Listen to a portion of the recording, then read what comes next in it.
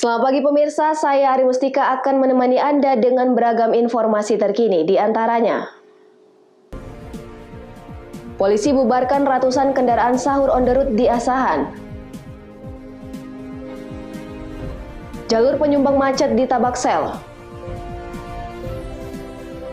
Gubsu hadiri peresmian pos polisi pariwisata di Kabupaten Toba.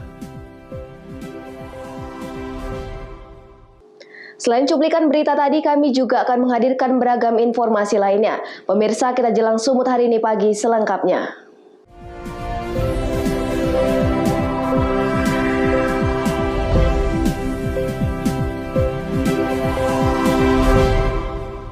Kita ke informasi pertama pemirsa, Polsek Airjoman dan Satlantas Polres Asahan membubarkan ratusan kendaraan yang mengganggu arus lalu lintas Desa Punggulan Airjoman pada Rabu pagi. Para pemuda lempari pengguna jalan menggunakan petasan, 18 kendaraan diamankan polisi. Inilah aksi ratusan pemuda sahur on the road yang menggunakan sepeda motor mengganggu arus lalu lintas di Desa Punggulan Airjoman Asahan pada Rabu pagi. Tidak hanya mengganggu jalan, para pemuda juga mengancam keselamatan warga yang melintas. Pasalnya para pelaku melempari pengguna jalan menggunakan petasan. Atas laporan warga, petugas kepolisian dari Polsek Airjoman dan Satlantas Polres Asahan membubarkan kerumunan warga. Sejumlah pengendara kocar-kacir menghindari tanggapan petugas. Sebanyak 18 kendaraan dan puluhan pengendara diamankan serta dibawa ke Mapolsek Airjoman.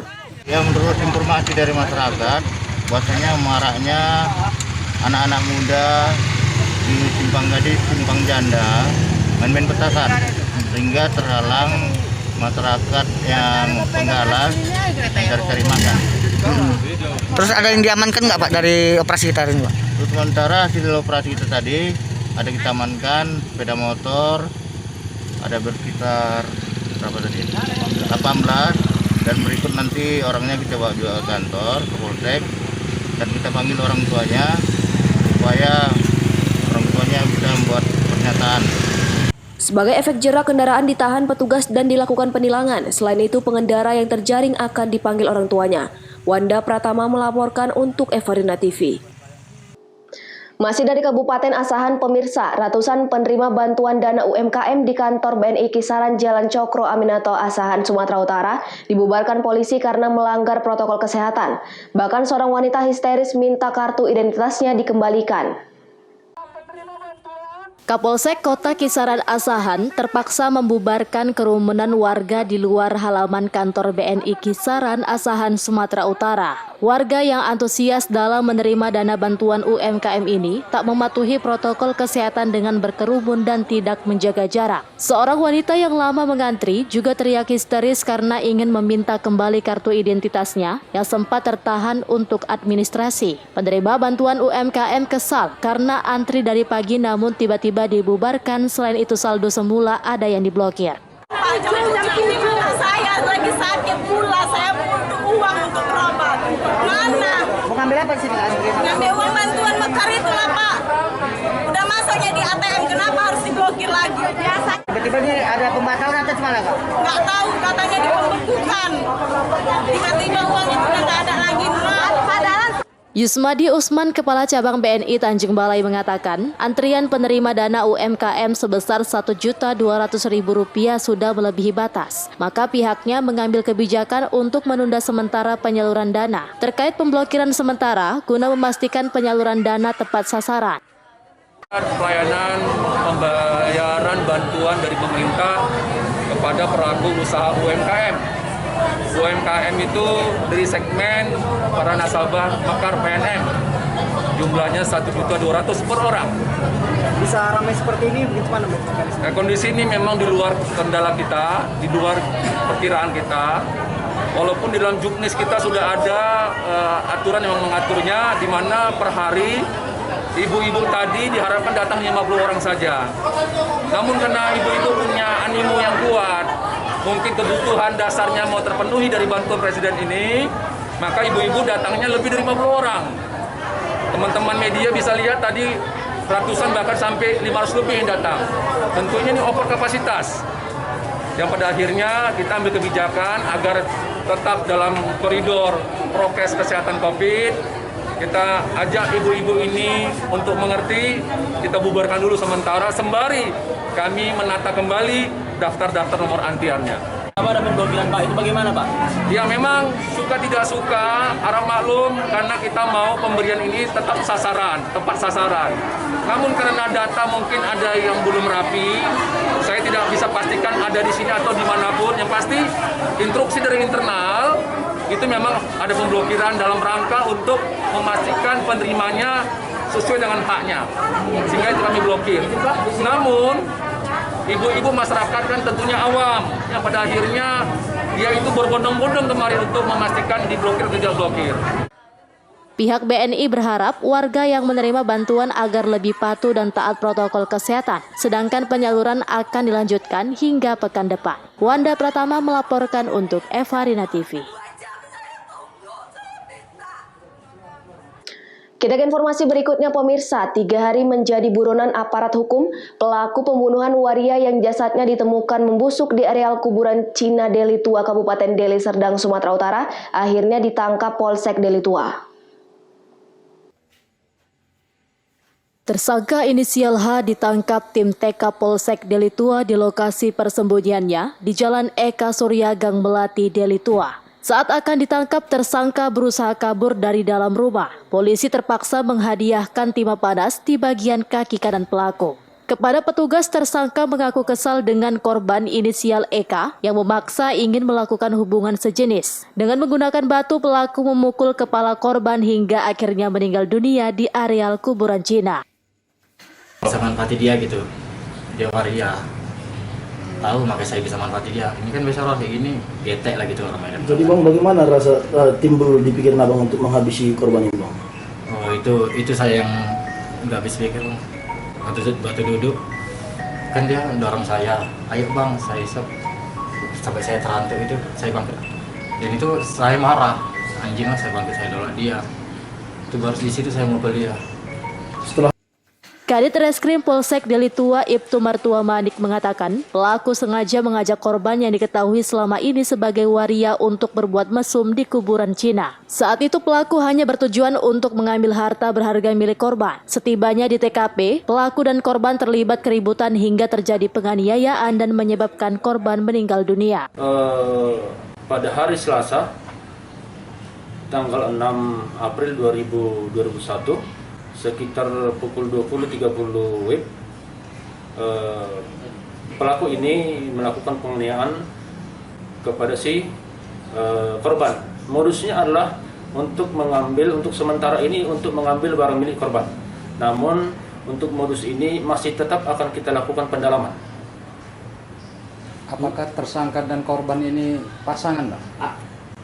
Dari hasil penyelidikan sementara, belum kita temukan bahwasanya mereka ini merupakan pasangan, namun ada dugaan karena kedatangan mereka ke daerah Semak ataupun ke TKP tersebut adalah untuk melakukan oral seks. Modusnya mengajak oral seks. Itu jadi, tetapi niat awal diketahui hanya untuk mengambil barang milik korban. Jasad korban ditemukan pada Jumat pagi di areal makam Cina Deli Tua. Saat ditemukan, jasad korban sudah mulai membusuk dan membengkak. Wahyu Pratama melaporkan untuk Evarina TV. Sumut hari ini masih akan kembali sesaat lagi, tetaplah bersama kami.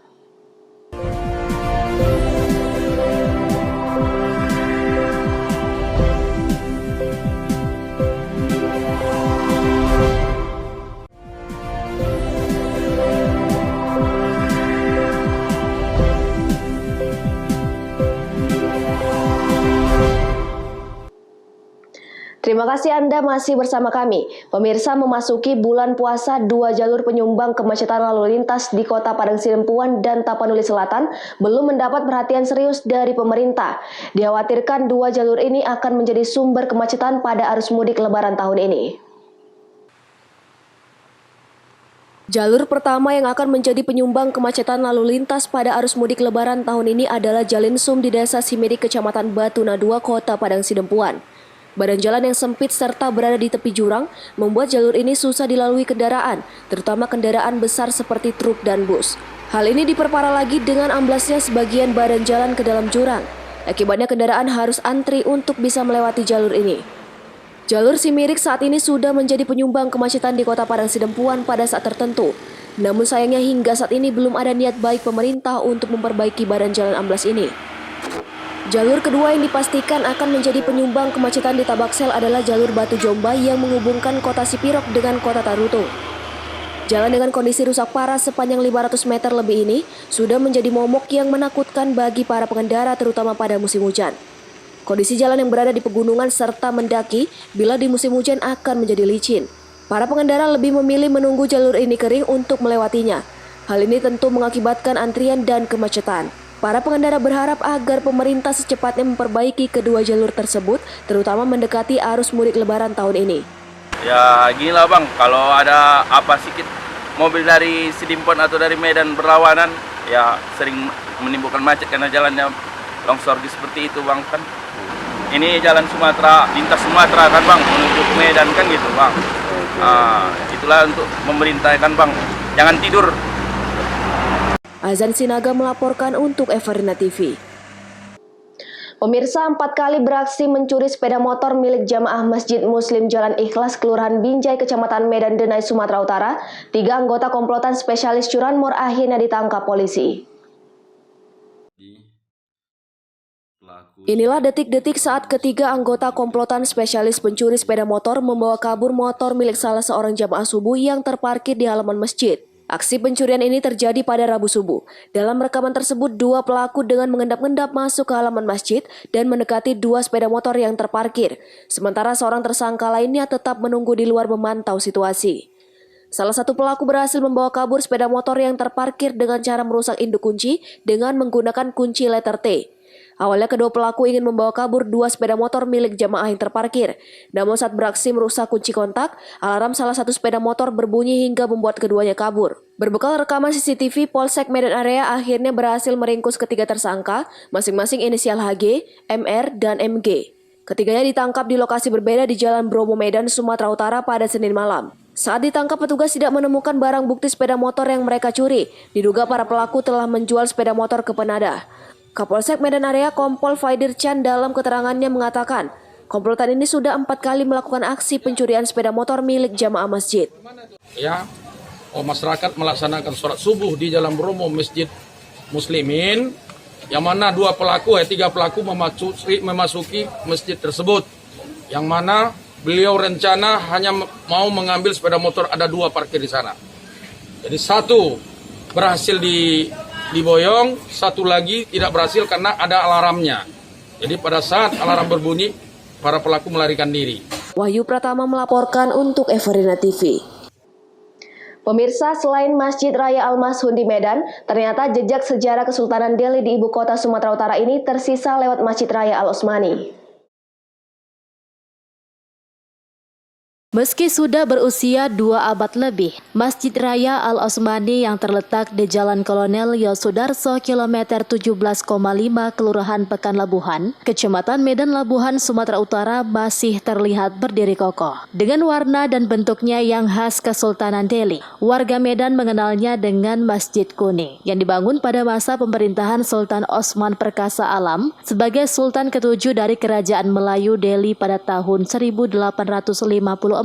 Bangunan ini pertama kali didirikan dengan menggunakan bahan kayu pilihan. Meski sempat terhenti pada tahun 1870 hingga 1872, pembangunan dilanjutkan dengan menggunakan bahan bangunan permanen oleh putranya sebagai Sultan ke-8 yakni Sultan Mahmud Perkasa Alam. Selain terlihat menara kembar di depannya, kubah masjid dibuat dari tembaga dan kuningan berbentuk segi 8. Semakin terlihat kemegahan masjid kesultanan ini, menandakan kekentalan nuansa Islam pada masa Kerajaan Melayu Delhi, di mana masjid tidak hanya digunakan sebagai tempat ibadah, tetapi juga tempat dakwah dan penyebaran informasi kerajaan. Masjid Raya Al-Osmani menghadap ke sebelah timur membelakangi jalan raya. Bangunan masjid memiliki serambi dan ruangan utama. Serambi berada di sisi timur, utara, dan selatan, di mana di setiap bagian tengahnya terdapat penampil sebagai pintu masuk. Penampil dihiasi 2 buah tiang besar bersegi 8 dengan hiasan kuncup bunga di bagian puncaknya, masing-masing berada di kiri dan kanan pintu. Penampil dan serambi merupakan ruangan terbuka. Serambi memiliki alat sendiri yang di setiap sudutnya beratap kubah. Masjid yang memiliki 3 pintu dari setiap serambi untuk memasuki ruangan utama berdiri 4 buah tiang atau soko guru yang berbentuk segi 8. Selain tiang, juga terdapat mihrab dan mimbar kedua yang disebut dikbah. Keberadaan masjid ini semakin lengkap dengan adanya beduk yang usianya sudah ratusan tahun dan masih terus digunakan sebelum azan berkumandang. Badan Kenaziran Masjid Al-Osmani mengatakan, masjid tertua yang mulai dibangun pada tahun 1854 di masa kepemimpinan Sultan Osman Perkasa Alam, Sultan ke-7 Kerajaan Melayu Delhi, semakin megah saat pada malam hari, terlihat warna masjid kuning mengadopsi berbagai gaya arsitektur yang menggabungkan Timur Tengah, Asia, dan Eropa. Sinar-sinar aura-aura yang cukup menarik bagi orang-orang yang memandangnya. Tentu ini merupakan tiada lain kelihayan di dalam mendesain warna dengan pencahayaan, karena masjid kita ini berwarna kuning yang dipadu dengan lampu berwarna kuning. Ini alangkah baiknya, alangkah memberikan pancaran yang cukup memukau, karena kita tahu yang namanya warna kuning ini warna yang kemuliaan. Tentu ini merupakan sebuah menampakkan kemuliaan masjid kita ini, baik dalam sisi fisik masjid, juga dari pencahayaan-pencahayaan yang kita lihat hari ini. Nah, pencahayaan ini tentunya dapat tergambar dan tercermin sekali di saat malam hari, dan kita perlihatkan alangkah indahnya masjid kita ini. Walaupun kita lihat masjid ini cukup lama, namun desainnya, arsitekturnya tidak kalah dengan masjid-masjid yang lahir zaman sekarang ini, yang tentunya kita ketahui masjid kita ini memiliki multi arsitekturnya, seninya, Eropanya, Timur Tengahnya, Hindianya, dan di balik keseluruhannya Melayu Delhi-nya. Inilah merupakan sebuah masjid kebanggaan suku Melayu yang terletak di tanah Delhi yang kita banggakan hari ini. Selama menjalankan ibadah puasa, berbagai kegiatan seperti buka puasa bersama, sholat tarawih hingga memasak bubur pedas merupakan tradisi setiap bulan puasa. Nantinya akan dibagi ke masyarakat untuk santapan berbuka puasa. Wahyu Pratama melaporkan untuk Evarina TV. Sumut hari ini masih akan kembali sesaat lagi, tetaplah bersama kami.